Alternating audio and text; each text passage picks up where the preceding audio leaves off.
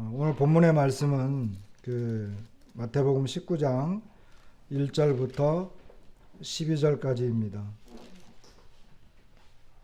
마태복음 19장 1절부터 12절까지 교독을 하겠습니다. 제가 먼저 읽을게요. 예수께서 이 말씀을 마치시고 갈릴리를 떠나 요단강 건너 유대지경에 이르시니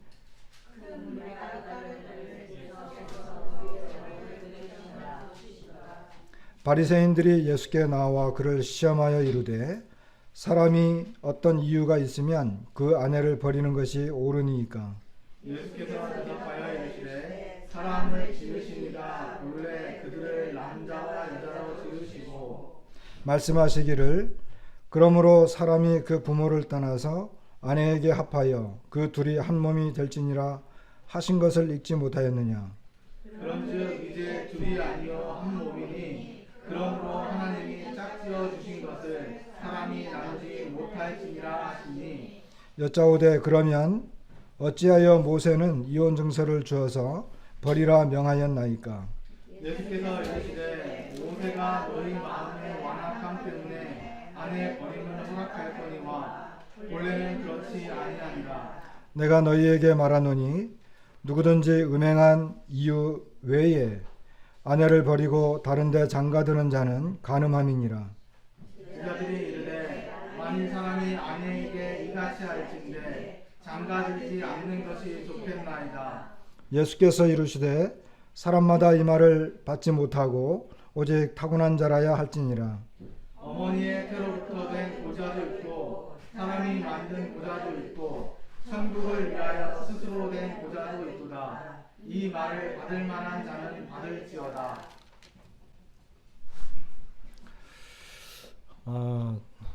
이제 5월달 되면 5월달 가정의 달이잖아요. 그래서 가정의 달이 이제 5월달인데 뭐 어린이날도 있고 어버이날도 있고 스승의 날도 있고 이렇게 가정의 달이 이제 다가옵니다. 그러면 이제 가정에 관련된 이런 뭐 여러 가지 행사들도 있고 교회마다 또 뭐 행사들을 하고 또 교회에서도 이제 가정에 대한 메시지나 이런 것들이 많이 올라오게 될 겁니다. 사람이 태어나서 이렇게 장성해 가지고 자라면서 가장 행복한 일이 있다고 한다면 결혼일 것입니다. 그 결혼식은 이제 모두 행복하게 이제 치르게 되잖아요. 그리고 청년들에게는 이 결혼이 참 하나의 그 축복된 시간이고 또 기다려지는 그와 같은 그 행사이죠. 그런데 오늘 본문에 있는 말씀은 결혼보다는 이혼에 관련된 그런 내용입니다. 이제 이 내용을 생각하면서 이 부부의 문제, 특히 가정의 문제, 여기 있는 것처럼 이 문제는 참 다루기가 쉽지 않고 그리고 행복해야 될 가정 그리고 그 하나님의 사랑이 넘쳐나야 될 이와 같은 가정이 특별히 오늘날 굉장히 어려움을 겪고 있고 또 가정이 파괴되고 무너져가는 이와 같은 일들이 비일비재하고 그리고 경제적으로 부유해지고 잘 살아가면 이것이 해결될 것 같은데 오히려 이 문제가 더 어려워지는, 그래서 인간들이 결혼을 하고 행복해지기를 원하고 행복하려고 결혼을 하는데 이런 것들이 점점 어려워지는데 그 이유가 뭐냐. 그렇잖아요. 잘 살려고 하고 행복해지려고 하는데 그것이 잘 안 되고 어려움을 겪는 그런 경우가 많이 있다라고 하는 것입니다. 자, 사람들이 특별히 여기 이제 보니까 바리새인들이 예수님께 이렇게 나와서 시험했어요. 그 당시의 시대상으로 보면 그때는 이혼이 합법화 되어져 있는 것 같아요. 그리고 말라기서에 보게 되면은 그 당시 유대인들이 그 이혼에 대해서 정당성을 갖고 있었고, 그리고 사회적으로 남편이 아내를 버리는 이와 같은 일들이 많이 이렇게 있었던 것을 보게 됩니다. 그래서 예수님 당시에 그 여기 이제 보면 힐렐 학파가 있고 샴마이 학파 이런 사람들이 있었는데 뭐 그냥 그런 사람들이 있었다만 알아두세요. 근데 힐렐 학파들은 율법에 대해서 굉장히 유연한 자세를 가졌어요. 굉장히 폭넓고 다양하게 이것을 이제 수용하고 적용하는 이런 사람들이었거든요. 그런데 이제 이 사람들은 그 이혼에 대해서 굉장히 이 폭넓은 인식을 갖고 있었습니다. 얼마든지 가능하다 이렇게 생각하는 그런 사람들이었어요. 그래서 아내가 저녁 준비하다가 빵을 태우잖아요. 그러면 그것조차도 이혼 사유가 될 수 있어요. 그리고 아내들이 집에서 뭐 큰 소리를 지르거나 불친절하거나 또 이렇게 뭐 좀 남편 마음에 들지 않는 이런 것이 있을 때 얼마든지 이혼해도 좋다. 그래서 예수님 당시에 이 힐렐 학파들이 많이 활동하고 또 그들의 주장이 사회적으로 많이 용납되어졌던. 그런데 이제 샴마이 학파는 이 사람들은 점점 이제 갈수록 세력이 약화됐는데 굉장히 율법에 대해서 경직된 태도를 가졌고, 그리고 예수님 당시에는 이 사람들의 주장이 점점점 많이 거의 다 사라졌어요. 이 사람들은 그 음행과 관련되어진 이와 같은 부분이 생겼을 때 이혼이 가능하다 이렇게 주장을 했는데, 예수님도 그들의 주장이 그리고 그 사람들이 거의 다 사라져 버려가는 그와 같은 상태에서 그들의 주장을 이렇게 옹호한 것처럼 보이기 때문에 그 당시 사람들이 이제 그 예수님의 교훈을 받아들이기가 어려운 이런 거였죠. 어쨌든 바리새인들이 예수님이 이제 유대 지역에 와가지고 많은 사람들이 추종하고 그럴 때 그 당시에 가장 그때나 지금이나 가장 다루기 어려운 그리고 해결책을 제시하기 어려운 그와 같은 문제를 가지고 왔습니다. 그게 뭐냐 하면 바로 부부간의 문제입니다. 질문이 뭐냐 하면 어떤 이유가 있을 때, 여기 이제 어떤 이유라고 하는 것은 그 모든 조건을 통한 이유입니다. 뭐든지 건수가 되면 남편이 아내를 버려도 좋겠습니까? 라고 하는 거예요. 그러니까 어떤 특별한 문제가 발생했을 때 그것 때문에 이혼이 가능합니까? 이런 게 아니고 남편이 모든 조건들 중에서 어떤 거라도 가지고 아내를 버리는 이와 같은 일들을 했을 때 그것이 가능합니까? 그 질문의 의도가 뭐겠어요? 그 당시 사회적으로 통념화되어 있었고 인정화되어 있었고, 그리고 나름대로 이런 율법 교사나 이런 사람들 간에 논쟁이 되었지만 어떤 해결책을 제대로 보지 못하는 어려운 내용이잖아요. 오늘날도 그렇잖아요. 오늘날 대한민국 사람들이 그 가정 문제나 자녀 문제를 해결할 때는 어디로 갑니까? 오은영 박사한테로 갑니다. 금쪽이한테로 가죠. 가서 어떻게 처리하는지, 어떻게 해결하는지. 근데 참 그분이 아주 지혜롭게 아주 잘 해결을 하더라고요. 그래서 그 방송이 굉장히 인기 있고 저도 한 번씩 보면 해결을 잘 해주는 걸 보면서 참 대단하다. 대한민국의 모든 가정사와 자녀 문제는 누구에게로 간다? 금쪽이한테 가면 된다. 이제 그런 그 추세가 될 정도로 지금 많이 어려움이 되었어요. 여기에 대해서 예수님의 대답은 창세기에 있는, 너희가 읽어보지 못하였느냐, 창세기에 있는 그 하나님이 남자와 여자를 창조하신 원론적인 문제로 돌아갑니다. 여러분, 우리가 어떤 문제가 있을 때, 어떤 해결하기 어려운 문제가 있을 때 우리가 해결하는 방법은 어떤 방법일까요? 바리새인들은 아니 남자가 여자를 버려도 좋습니까? 라고 이와 같은 질문에 대해서 예수님이 약간 엉뚱한 것 같으면서도 전혀 다른 각도에서 대답을 하셔요. 이것이 이 죄악스럽고 육신적인 사람들의 생각과 하나님의 차이예요. 우리는 죄성을 갖고 있기 때문에 죄와 관련된 문제를 이 죄 안에서 해결하려고 하니까 이기적인 질문을 하지만 성경과 우리 주님의 대답은 원론적이었고 창조자의 관점에서 해결책을 봤어요. 쉽게 말하면 세상적인 질문을 했는데, 육신적인 질문을 했는데 주님은 영적인 대답을 해주셨다는 거예요. 어떤 학자들은 뭐 이런 식의 질문과 대답은 그 당시에 어떤 유행하던 뭐 방법이다 그러는데, 제가 볼 때는 주님은 창조자이시잖아요. 그러니까 원론적인 그 문제를 가지고 나온 거죠.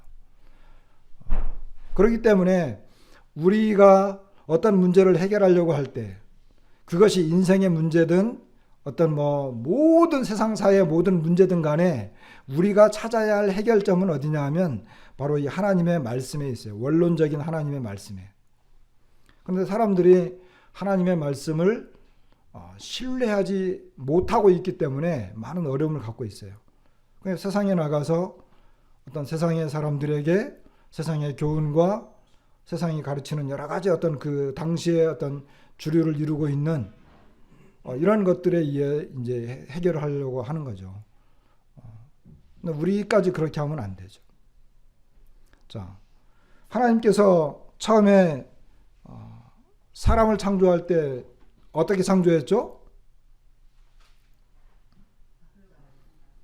하나님께서 사람을 창조할 때 뭐와 뭐를 만들어 창조했어요? 남자와 여자를 만들었어요. 창세기 1장에 보면은 하나님이 자기의 형상을 따라서 사람을 창조할 때 남자와 여자를 만들었다고 이렇게 이야기가 나와요. 맨 처음 만든 사람은 아담이죠. 그죠? 하와는 안 만들었나요? 하와는 안 만들었어요? 하와도 만들었죠. 그러니까 하나님은 남자와 여자를 만드신 거예요. 어떤 그 아담만 만들고 아담에 의해서 뭐 하와가 이렇게 뭐 탄생한 이런 문제가 아니고 하나님이 직접 창조했는데 남자와 여자를 창조했어요. 그러면 남자와 여자를 창조했다는 건 뭘까요? 그리고 한번 생각을 해봅시다. 아니 기왕이면 더 빨리 번식을 하려면 남자 하나 만들고 여자를 한 10명이나 100명 정도 만들어. 하나님 그렇게 하실 수 있으니까. 그죠? 아니 남자 하나 만들고 그리고 여자를 한 100명 정도 만들어요. 그러면 번식이 더 빨라요, 안 빨라요? 빨라지죠. 근데 그렇게 하지 않으셨죠.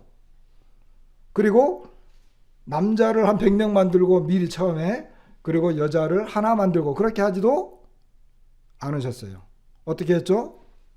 남자 1명, 여자 1명. 그리고 남자와 여자를 만들었어요.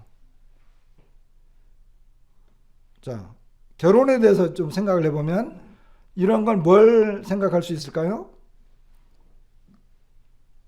하나님은 남자와 여자를 각각 창조하셨고 이 남자와 여자를 통해서 뭐예요?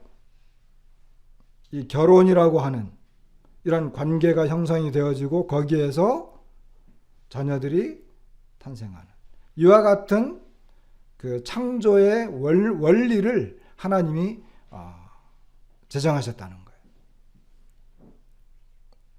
하나님의 창조의 원리가, 사람을 만드신 그 원리가 그렇다는 거예요. 그러니까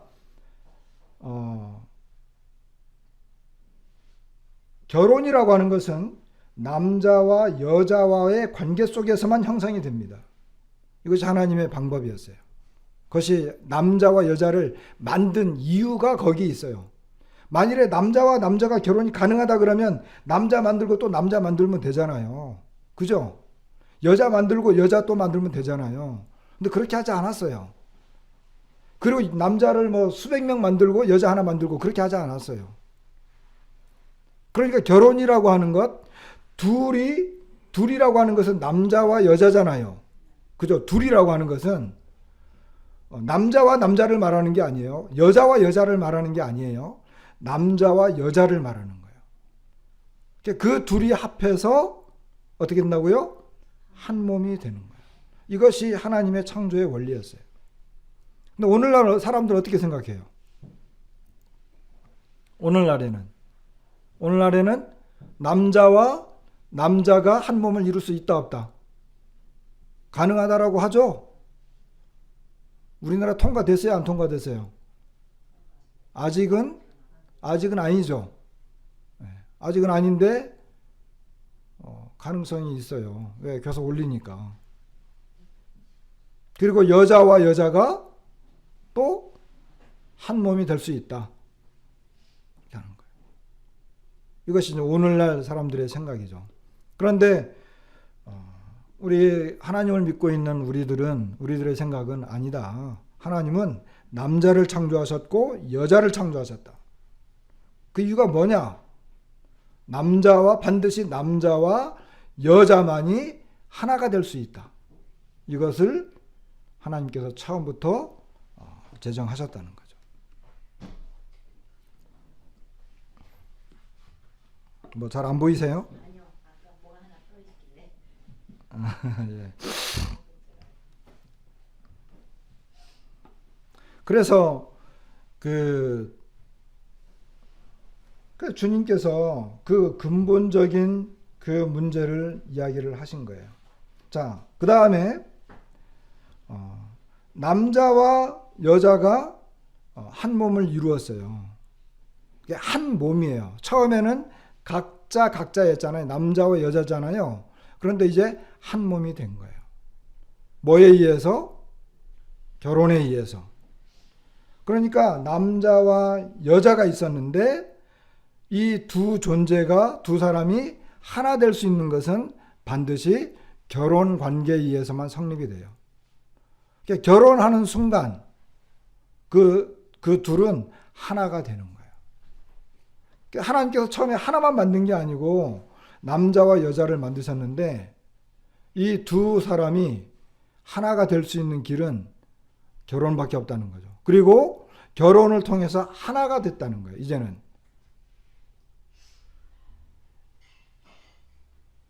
이제 비록 이제 둘이었는데 하나가 된 거죠. 그렇기 때문에 이것이 이 하나가 되었기 때문에 그것을 나눌 수 있다 없다? 나눌 수 없다는 거예요. 왜? 하나님이 이 남자와 여자를 만드셔 가지고 두 사람이 결혼 관계를 통해서 하나가 되어졌기 때문에 이제 그것을 나눌 수 없다. 이렇게 이야기를 하고 있고, 여기 그 6절의 후반부에 하나님이 짝지어 주신 것을 사람이 나누지 못한다. 하나님이 짝지어 주셨다라고 하는 것이 바로 남자와 여자가 이제 하나가 되었다라고 하는 거예요. 하나가 되었다는 거예요. 하나. 계속해서 두 개가 아니고, 자, 남자와 여자가 결혼해 가지고 두 사람이 이제 어떤 물리적인 주택 안에서 두 사람이 함께 이렇게 각자 가는 게 아니고 하나가 되었다는 거예요. 부부라고 하는 것은 바로 이거 하나라고 하는 거예요. 그러니까 이렇게 짝지어 주셨는데, 이렇게 하나가 되게 해 주셨는데 그것을 나눌 수 있다 없다? 그렇기 때문에 나누지 못한다. 이 나누다라고 하는 이 단어는 우리가 이제 고린도전서에 보면 고린도전서 7장 10절, 11절, 또 15절인가 한 두어 나오거든요. 거기에는 뭘로 나오냐면 갈라서다. 그리고 그 말은 뭐예요? 이혼하다 이 말이에요. 그러니까 이혼할 수 없다는 말이에요. 왜? 왜죠? 하나가 됐기 때문에.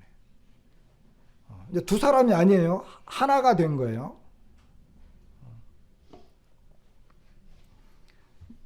이 이야기를 했습니다. 그러나 결국 뭐예요? 이 이야기는 결국 뭡니까? 이혼은 가능하다, 가능하지 않다. 하나님께서 남자와 여자를 창조하시고 결혼을 통해서 한 몸이 되었다. 이거는 하나님이 정하신 것이기 때문에 주님은 이것이 원칙적이고 영원한 것으로 보시는 거예요.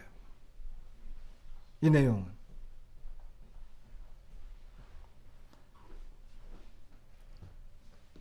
그런데 이제 그러니까 사람들이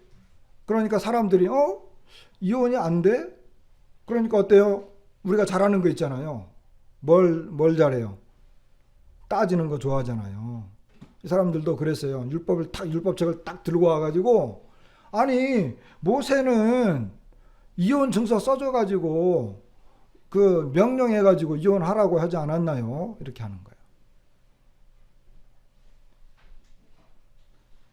이 내용을 이렇게 쭉 보면 사람들은 계속해서 이 이혼에 관련된 그 주장을 계속 하고 있는 걸 보게 되고, 주님은 원론적이고 영원한 것에 대해서 계속 이렇게 말씀하시는 걸 보게 돼요.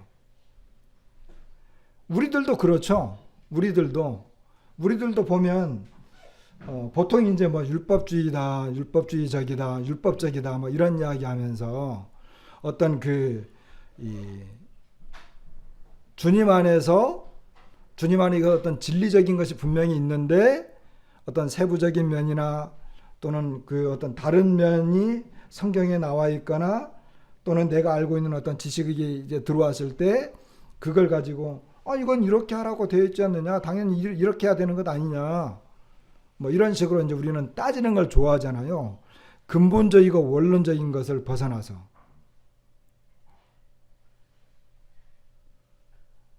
뭐 예를 들어서 뭐 이렇게 막 말하기는 좀 그렇긴 하지만 그런 경우가 종종 있어요. 그것을 이제 예전에 우리가 말할 때에는 근본적인 것은 변하지 않는다. 근본적인 것에는 근본적인 진리에 대해서는 우리가 뭐 일치감을 보여야 되고 좀 더 이렇게 중요하지 않은 위와 같은 것들에 대해서는 서로의 분별을 인정해주고 이제 유연한 자세가 필요하다. 이와 같은 내용들을 우리가 이야기한 적이 있습니다. 그러면 창세기에는 하나님이 이 아름다운 가정의 근본적인 문제를 보여줬는데 죄가 들어왔어요. 그렇잖아요. 그러니까 아름답고 정말 행복한 그런 가정이 형성이 되었는데 그 중간에 죄가 들어왔단 말이에요. 그리고 나중에 또 율법이 들어왔어요. 그러니까 뭐가 생기는 거예요?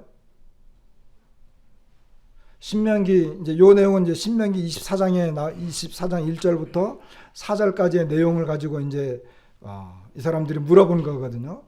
그러면 왜 이혼 증서를 줘가지고 그 아내를 버리라고 명령을 했습니까? 근데 여기에 약간 어폐가 있어요. 모세는 그런 것을 명령한 적이 없어요. 그리고 주님의 대답도 너네가 이건 명령한 것이 아니다. 여기 보면 본래 그렇지 않다.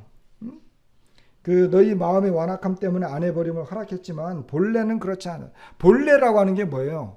본래라고 하는 것은 하나님이 맨 처음 남자와 여자를 창조하셨을 때 결혼을 제정하신 원래 의도는 그런 것이 아니다는 거예요. 그럼 문제는 뭐예요? 그 사람들이 갖고 있는 이런 이 완악한 마음 때문이라고 하는 거예요. 이 완악한 마음이 뭐겠습니까? 이 완악한 마음은 어떤 마태복음의 흐름을 보게 되면 우리가 이제 겸손과 용서에 대해서 지난번에 봤잖아요. 어떤 지리적인 위치는 갈릴리에서 유대로 옮겨졌지만 내용의 흐름은 제자들에게 이와 같은 것들을 가르치고 어떤 흐름이 용서와 연결되어져 있어요. 완악하다라고 하는 것은 이미 부부 문제와 가정 문제 안에서 일어나고 있는 수많은 문제들, 이와 같은 것들에 대해서 이 무정하고 또 악한 그리고 이제 이 완악한 이와 같은 것들이 그 안에 존재하고 있기 때문에 이런 문제들이 계속해서 발생한다는 거예요.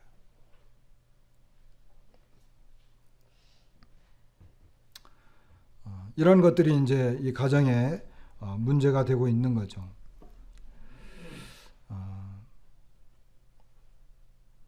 그러면은 그 가정 안에 오늘날 가정 안에서 일어나고 있는 그 몇 가지 내용들을 좀 살펴볼게요.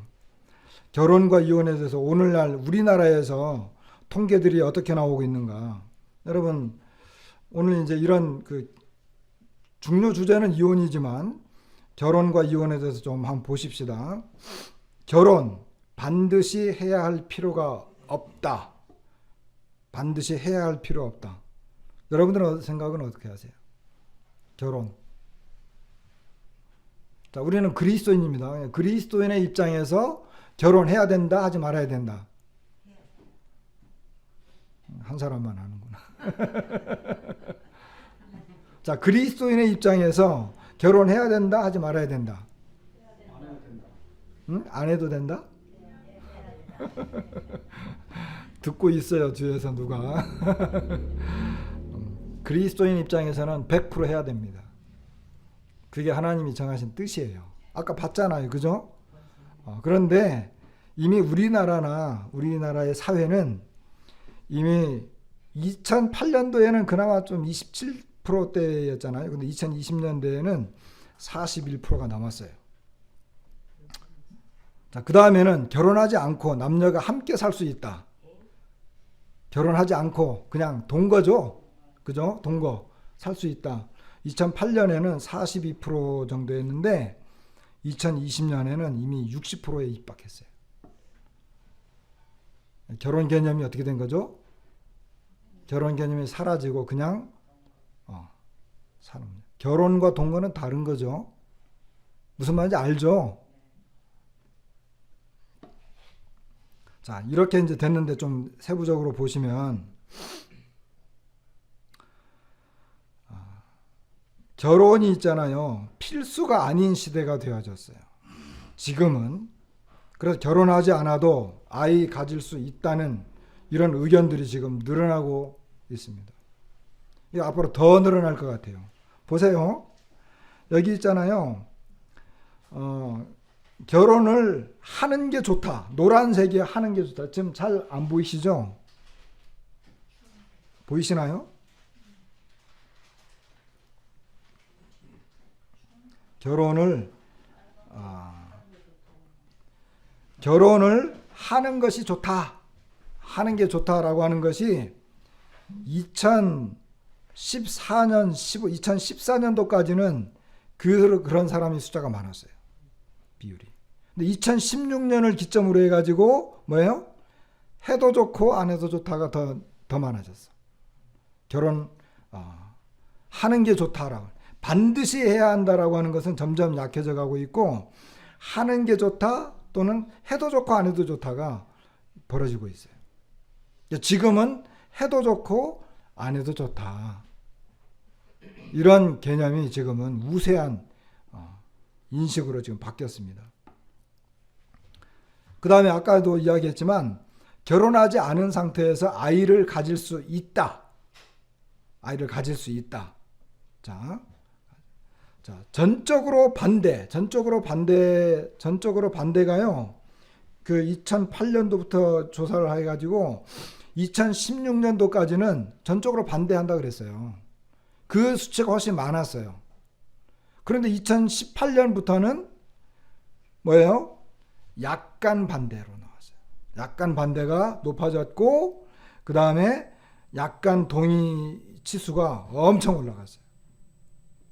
그러니까 뭐예요? 결혼하지 않고도 아이를 가질 수 있다라고 하는 것은 좀 반대하는 듯하지만 동의해. 어쩔 수 없지.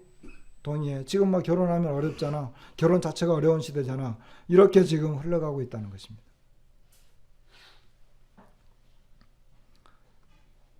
결혼하지 않아도 남녀가 함께 살 수 있다. 결혼하지 않아도 남녀가 함께 살 수 있다. 이거는 계속해서 약간 동의한다. 이 치수가 굉장히 많았어요. 이 치수가. 결혼하지 않아도 남녀가 함께 살 수 있다. 그런데 이제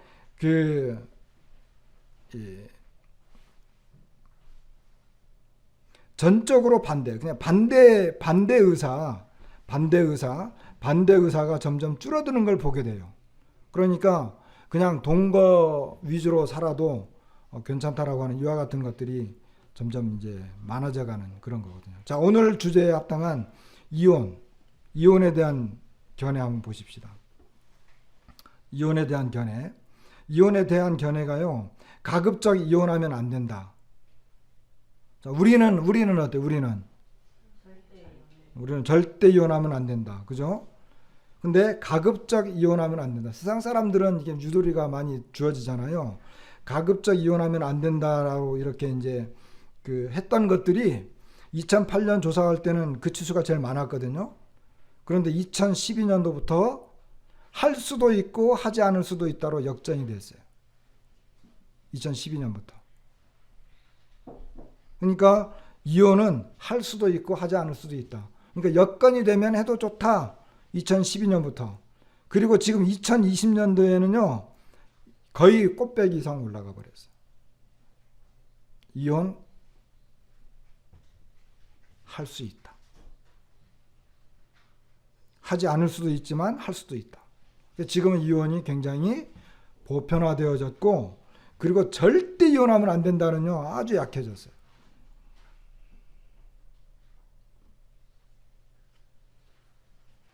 그래서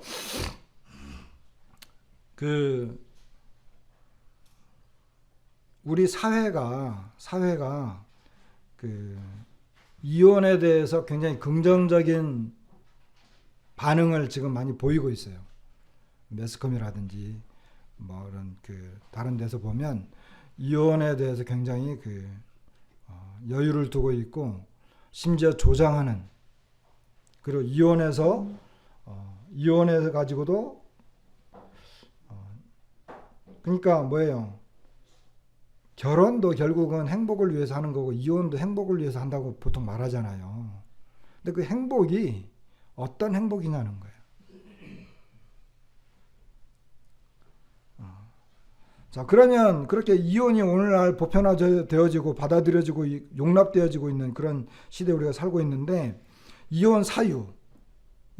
그럼 뭐 때문에 이혼하느냐? 1위가 뭐라고요? 1위. 성격 차이. 1위가 성격 차이예요. 성격 차이 때문에 이혼한대. 1위. 그리고 2위가 경제적인 문제예요. 경제적인 문제. 그리고 오늘 배우자의 부정, 그리고 가족 간의 불화, 이와 같은 순으로 이렇게 지금은 많이 나타나 있어요. 그런데 보니까 제가 이걸 보면서 성격 차이가 압도적으로 크거든요. 아마 이것은 이제 통계 자료이기 때문에 아마 이혼 법정에 가서 이제 뭐 법원에 가서 이혼 그거 쓸 때 뭐 왜 이혼합니까 물어보니까 아마 뭐 다른 거 쓰는 것보다는 그냥 성격 차이 해가지고 막 넘어가니까 이게 제일 많겠지 이제 그런 생각을 했지만, 어쨌든 결과적으로는 성격 차이예요. 그죠? 제가 하나 물어볼게요. 특별히 우리 여기 청년들한테 물어볼게요. 뭐 결혼한 분들도 마찬가지예요. 결혼하기 전에 성격 차이 있어요, 없어요? 있었어요, 없었어요? 결혼하기 전에 성격 차이가 있나요, 없나요? 왜 말들을 못 하신데? 결혼하기 전에 성격 차이 있어요. 성격 차이 없는 사람이 어디 있어요? 자, 첫 번째, 남자와 여자는 성격이 달라요. 그죠? 다를 수밖에 없어요. 그러니까 결혼 전부터 이미 성격 차이가 있었어. 그런데 결혼이라고 하는 건 뭐예요? 성격 차이를 극복했다는 거죠. 그죠? 차이가 있어도 결혼이라는 걸 통해서 그걸 극복했다는 거예요. 그러니까 결혼이 중요하기 때문에 결혼을 했다는 거예요. 그런데 다시 성격 차이를 가지고 이혼해. 다시. 살아보니까 이거 도저히 안 되겠어. 성격 차이 때문에 도저히 안 되겠어. 심지어 뭐예요? 너가 그런 사람이었어? 이러거든요. 근데 그런 사람이었던 걸 몰랐어요.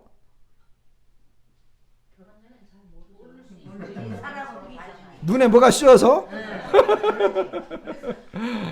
눈에 뭐가 씌어가지고 안 보였어. 그래가지고 나중에 살다 보니까 당신이 그런 사람이었어요?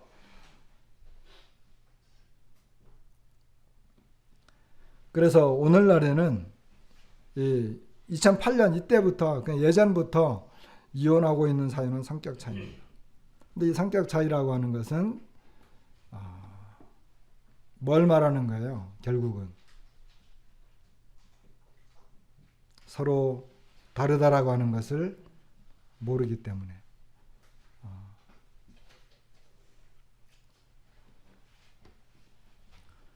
배우자 만족도, 배우자에 대한 만족도는 점점 좋아지고 있대요. 그래서 이혼율도 조금씩 이제 떨어졌거든요. 그리고 이혼 건수가 이제 좀 줄어들었어요. 지금 그 이야기 하려고 하는 건데, 이혼 건수가 줄어들었거든요. 그 건수가 줄어들었는데, 여기 보니까 이혼율이 줄어든 데는 뭐라고요? 혼인율이 줄어든 것도 영향을 끼쳤다. 이렇게 이제 분석이 되는 거예요. 그러니까 결혼을 덜 하는 거죠. 덜 하니까 이혼도 덜 하는 거죠. 그죠? 그런 이제 시대가 되었어요. 그래서 혼인 건수가 이제 이렇게 계속 줄어들고 있습니다. 자, 그러면 조금 약간 구체적인 내용으로 들어가서, 자, 그러면 부부들이 이혼하는 진짜 이유 8가지가 있어요. 부부들이 이혼하는 진짜 이유 8가지. 이혼 전문 변호사들이 가장 자주 듣는 이야기라고 합니다. 자, 첫 번째, 배우자가 육아를 거의 돕지 않는다. 그러니까 한 사람이 거의 뭐 대부분 아내겠죠.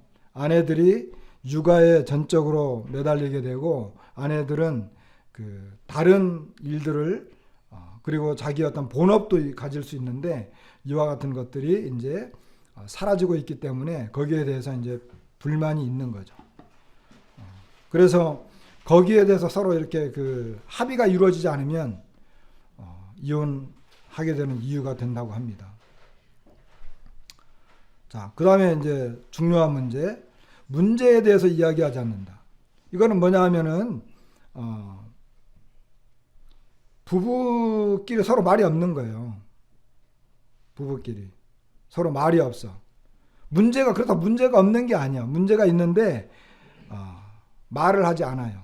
문제는 여전히 남아 있는데 그 문제에 대해서 이야기하기가 싫은 거예요. 그러니까 그 문제를 해결하지 못하는 거예요.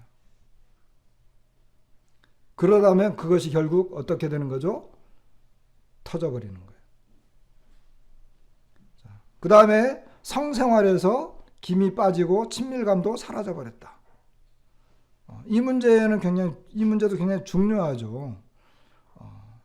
친밀감이라든지 서로 간의 사랑을 확인하는 것이 이 부부 간의 이 성적인 관계가 이렇게 자연스러워야 되고, 이런 사랑이 계속 확인되어져야 되는데, 이 문제가 해결이 안 되는 거예요. 이렇게 했을 때 이혼이 됩니다. 이거 옛날에는 없었지만 지금은 이제 이런 것들이 많이 생길 수 있죠. 뭐 페이스북에서 옛 연인을 다시 만났다. 이것도 이제 이혼하게 되는 실제적인 이유라고 하는데, 오늘날에는 이것이 이제 뭐 핸드폰이라든지 컴퓨터라든지 여러 가지 방법을 통해서, 페이스북을 통해 가지고 언제든지 내가 원하는 사람을 만날 수 있잖아요. 그렇죠. 페이스북에 원하지 않는 얼굴들이 한 번씩 툭툭 튀어나오기도 해요. 뜬금없이. 그럴 때 어떤 새로운 감정, 이런 어떤 이런 것들이 다시 일어나기 때문에 바람을 피게 되고 또 이혼하게 되는. 그 다음에 배우자라기보다는 룸메이트 같은, 그냥 뭐예요? 사니까 사는 거예요. 그냥 사니까 사는 거예요.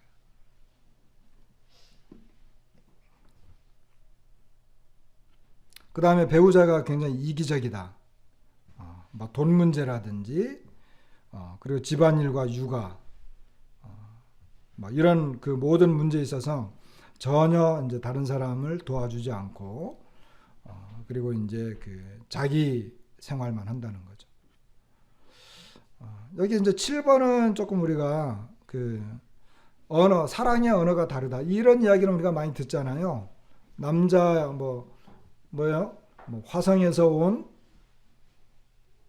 남자인가요? 화성에서 온 남자, 금성에서 온 여자. 그만 다르다는 거죠. 그리고 사랑의 언어도 다르다. 그러니까 사랑받는 기분이 들지 않는다는 거죠. 그래서 어떤 사람은 그 상대를 도와주거나 선물을 주면 그 사람이 나를 사랑하는구나 이런 그 사랑의 표현의 언어가 되는데, 그 다른 사람은 그 전혀 그거에 대해서 이제 눈치를 못 채는 거죠. 그러니까 서로가 이제 서로 다른 거예요. 표현 방법이나 이런 것들이.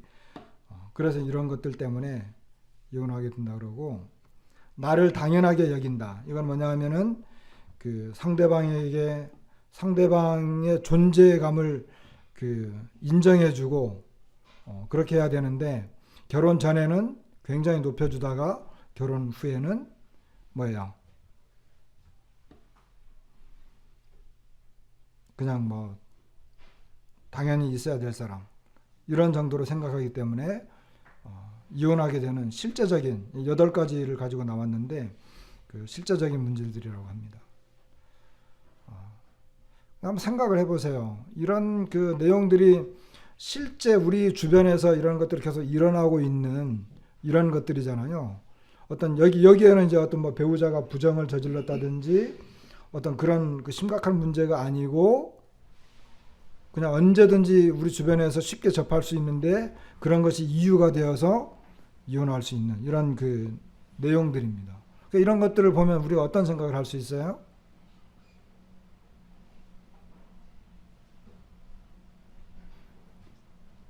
그냥 사랑이라고 하는 단어 하나를 가지고 다 이렇게 이걸 감쌀 수 없어요. 이걸 다 덮을 수 없다는 거예요.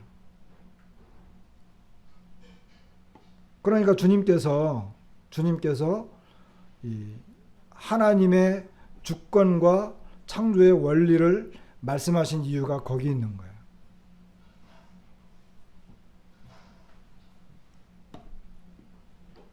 남자들이 이혼을 결심할 때, 여자들은 잘 보세요.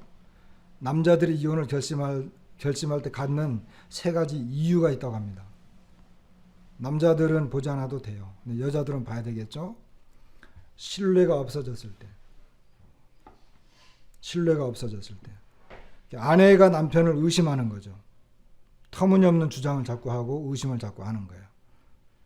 그럴 때 남편은 아내로부터 어떤 존경심이나 신뢰를 잃어버렸다고 생각하면 이혼 생각한다는 겁니다. 그리고 자신의 꿈이 불신받았을 때, 자신의 꿈. 남자들은 이 꿈에 대한 로망이 있어요. 여자들은 현실적이지만 남자들은 꿈이 있어요. 그렇게 만들어졌어요. 그런데 그와 같은 어떤 그 비전과 꿈, 어떤 그런 것들이 이제 묵살될 때, 그런 것이 묵살될 때, 이제 왜냐하면 자기가 살아가는 존재감을 잃어버리거든요. 그럴 때 이제 그 이혼을 생각한다고 합니다. 취미 생활에 방해받았을 때, 여러분 남자들이 하는 취미 우습게 생각하면 안 돼요. 왜냐하면 그것이 그 남자들에게는 좋은 거였거든요. 그리고 그것이 어떤 삶의 하나의 방편이에요. 근데 그걸 가지고 계속 트집을 잡고, 이제 그럴 때 이제 어떻게 보면 굉장히 이기적이잖아요. 그런데 그런 것들에 어떤 방해를 받게 될 때 이혼을 생각한다라고 하는 것입니다. 자, 그러면 그 다음에 여자들은 이럴 때 이혼 결심한대요. 여자들. 남편의 불륜보다도 아내가 더 못 참는 게 있어요. 오히려 불륜보다도. 아까 이제 말한 것처럼 남자들이 이혼 결심하는 것은 이런 세 가지가 있었는데, 그 여자들이 이혼을 결심하게 될 때는 이런 거래요. 이번에는 누가 봐야죠? 남자들이 좀 자세히 봐야 됩니다.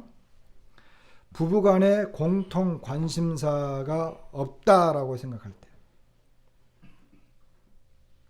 부부간에 어떤 공통 관심사가 있는데 여기에 대해서 남편이 별로 관심을 안 가져. 다시 말하면 이제 대화가 없어지는 거예요. 이럴 때 그 이혼 생각을 한다고 합니다. 그래서 2015년도에 그 보건복지협회에서 대화의 시간을, 하루 대화 시간 30분에서 1시간 33%, 10분에서 30분도 거의 한 30%, 1시간 이상이 28.7%, 10분 미만이 8.6%. 그러니까 부부 10쌍 중에 4쌍 정도는 하루 평균 30분도 대화를 하지 않는 거예요. 이혼 가능성이 굉장히 높은데 우리나라가 그렇다는 거예요. 우리나라가. 애정결핍을 느낄 때, 애정결핍, 이것은 어찌 보면 그 굉장히 당연한 것 같고 필요한 거죠. 아내들은 남편이 자기를 계속 사랑하고 있다라고 하는 것을 계속 확인해야 된대요. 아내들은. 그런데 아내들이 생각할 때 남편이 나를 더 이상 사랑하는 것 같지 않아? 예전에는 꽃도 주고 선물도 주고 막 이랬는데 이제는 그런 게 없네. 그러고 이제 툭툭 이제 건드렸는데도 언어가 다르다 그랬잖아요. 직접적으로 말을 못하니까 다른 방법을 쓴단 말이에요. 다른 식의 어떤 언어 표현을 해요. 근데 남자들이 눈치를 못 채잖아요. 그렇게 해서 그렇게 하는 거죠. 그리고 아까 이제 어떤 성적인 문제가 해결되지 않을 때, 이럴 때 그 여자들은 이혼을 생각한다고 합니다. 그 다음에 남편의 부도덕한 행위를 목격했을 때, 이건 뭐 당연한 거고. 근데 여기 이제 보니까 부도덕한 행위라고 하는 것이 불륜 외에 가정폭력, 또는 상의 없는 주식 투자, 경제적, 물리적 부정행위, 이런 게 다 포함된다는 거예요. 이게 뭐예요? 남자들은 보통 자기가 이제 어떤 그 가정의 주도적인 존재라고 생각을 하기 때문에 여기저기 막 함부로 하잖아요. 그것이 뭐 폭력으로 나타날 수도 있고, 가정을 경제적인 파탄으로 몰아갈 수도 있고, 여러 가지가 있는데, 그렇게 했을 때 이제 이런 현상들이 생긴다고 하는 것입니다. 그런데 주님은 이혼 자체를 부인했는데, 그죠? 이혼 자체를 부인했는데, 그 마지막 말씀, 그리고 마태복음 5장 31절 여기 보면 음행한 연고 외에 아내를 버리는 것은 그로 하여금 가늠하게 하는 것이다, 이런 말씀이 있거든요. 그러니까 주님이 음행은 이혼의 사유가 된다라고 말씀하시는 것 같아요. 음행이라고 하는 것은.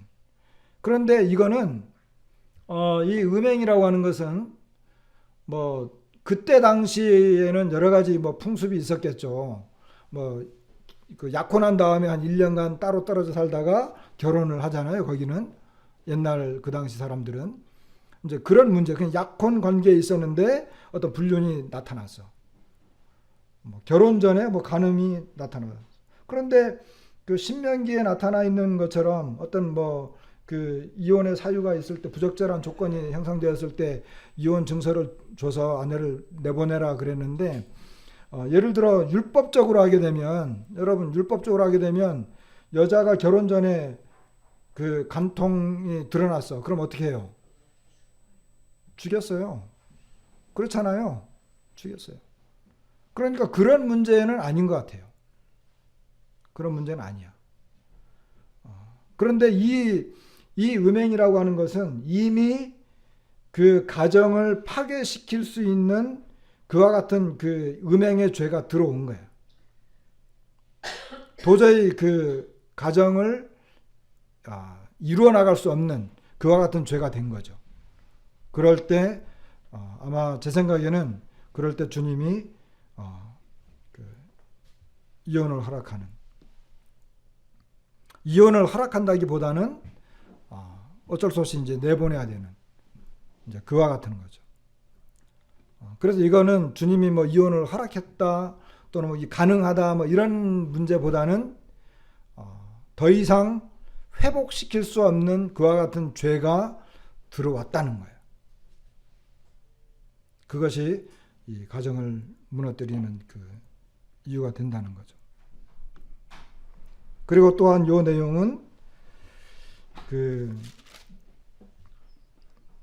이혼 사유의 많은 부분이 성적 욕구와 이기심 때문이다. 이렇게 이제 보게 돼요. 그래서 이제 그 이혼하게 되는 많은 경우에 보면 그로 하여금 그걸 가늠하게 하는 거다.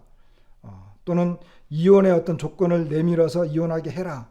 이와 같은 내용들이 나온다고 하는 그 자체가 이 사람들이 특별히 남자들의 어떤 성적 욕구, 그리고 이제 특별히 신명기 24장은 이혼 증서를 써서 이혼하시오 이거를 말하려고 하는 게 아니고, 여러분 우리가 읽지 않아서 그런데 거기에 보면 어떤 남자가요 아내를 내보냈어요. 내보낼 때 뭘 써준다? 이혼 증서를 써 보내요. 써서 이제 내보냈어요. 그런데 그 이혼 증서를 가지고 다른 남자에게 갔어. 근데 다른 남자에게 갔는데 그 다른 남자도 이 여자를 싫어해. 그래서 이혼 증서를 써서 내보냈어. 아니면 두 번째 남자가 죽어버렸어. 그러니까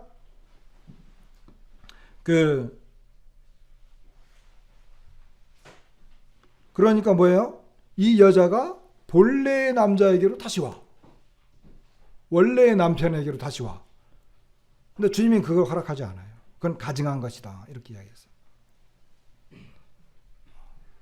그러니까 어떤 문란한 가정과 성적 욕구들이 이루어지지 않도록 하기 위해서 그것을 미연에 방지한 거예요. 그때 당시에 율법 아래에서도. 근데 그걸 가지고 사람들은 이혼이 가능한 것처럼 이야기했거든요. 잘못된 거예요. 그래서 이혼 사유의 많은 부분이 이런 문제 때문에 이제 가능한 것이고, 그러니까 제자들이 펄쩍 뛴 거예요. 아이고 주님, 그럼 결혼 안 하는 게 좋겠네요. 결혼하면 그 당시 사람들의 생각은 더더욱 그랬던 거예요. 아이고 그럼 주님, 우리 그러면 결혼 안 하는 게 낫겠습니다. 남자가 장가 안 가는 게 낫죠. 거기에 대해서 주님이 뭐라 그랬어요? 제가 아까 우리가 맨 처음에 원론적인 이야기 할 때도 그리스도인으로서 결혼은 해야 된다, 하지 말아야 된다? 해야 한다. 어떤 인위적인 방법으로 하나님의 창조의 질서를 무너뜨리는 것은 합당하지 않다는 거예요. 우리가 말씀 안에서 이와 같은 것들을 배울 수 있습니다. 그런데 이제 언제나 죄가 문제예요. 그리고 사회 통념과 그와 같은 것들에 휩쓸려 가고 있는 젊은이들의 가치관과 인식이 문제가 되는 거예요. 그래서 결혼은 반드시 해야 되는데 로마서 12장에 있는 것처럼 이 세대와 풍습을 따르지 마십시오. 특히 우리 젊은이들. 요즘은 외모 지상주의, 그리고 이 경제적인 문제가 많은 그 청년들을 곤란하게 만들고 있어요. 그래서 나한테 맞는 그냥 나의 이상형을 찾지 마시라는 거예요. 제가 이제 한 가지 배운 것은, 결혼해서 오랫동안 살아오고 그리고 청년들에 대해서 이제 고민하면서 한 가지 배운 게 있어요. 나의 이상형을 찾으면 결혼하지 못합니다. 나의 이상형을. 그럼 뭘로 찾아야 돼요?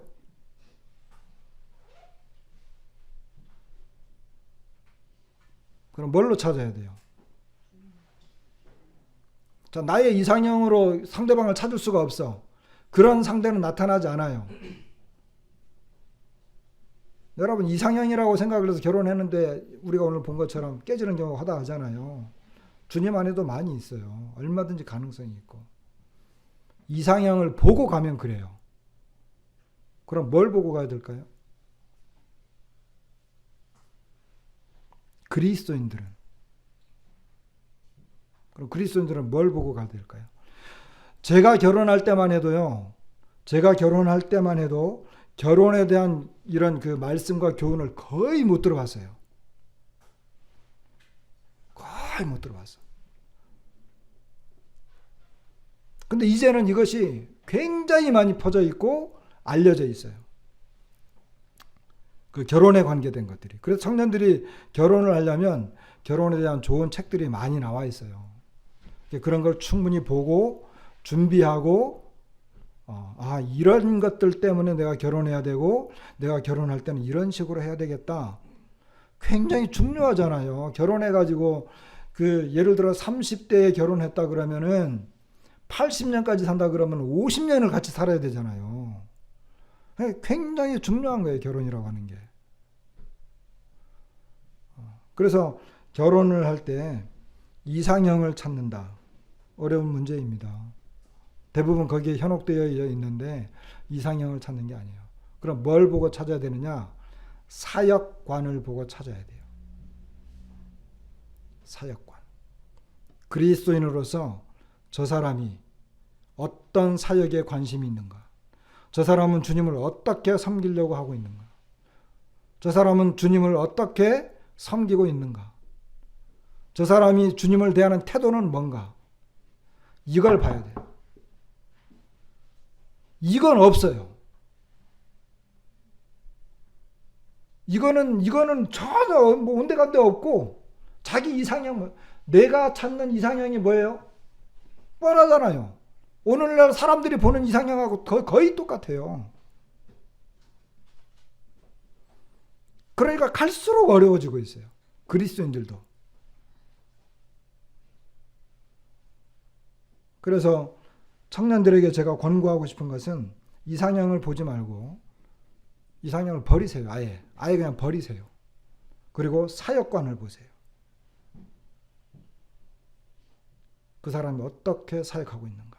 그 사람이 주님을 그리스도 안에서 그가 갖고 있는 사역관이 뭔가? 그러면 극복할 수 있어요. 성격 차이 극복이 돼요. 왜? 사역이 같으면 함께 가니까.